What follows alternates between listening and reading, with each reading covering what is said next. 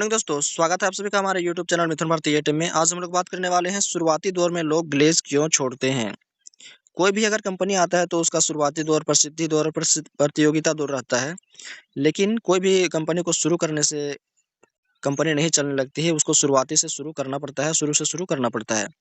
तो चलिए, ग्लेज़ में जब लोग शुरुआती दौर में काम करते हैं और काम कर रहे हैं, तो उन लोगों में से कौन लोग जो होते हैं, वो गेलवे बिज़नेस को छोड़ के जाते हैं, क्विट करते हैं। चलिए जानते हैं और जानने का प्रयास करते हैं कि लोग ग्लेज़ छोड़कर क्यों जाते हैं।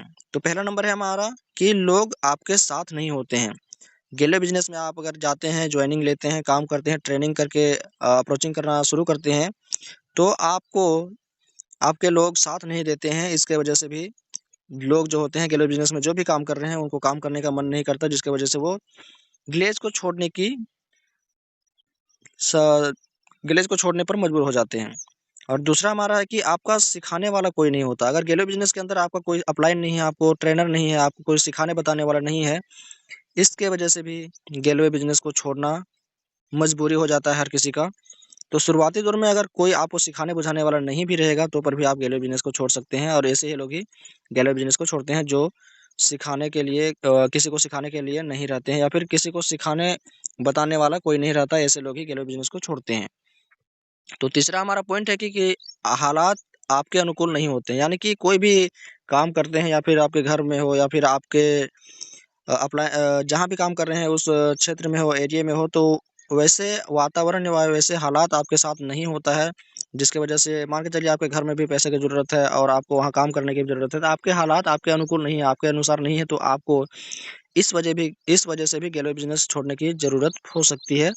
और इसी वजह से जो होते हैं, अधिकतर लोग गेलवे बिज़नेस को छोड़ते हैं। हालात अनुकूल नहीं होते हैं, पैसे की वजह से ज मजबूरी हो, या फिर किसी वजह से मजबूरी हो।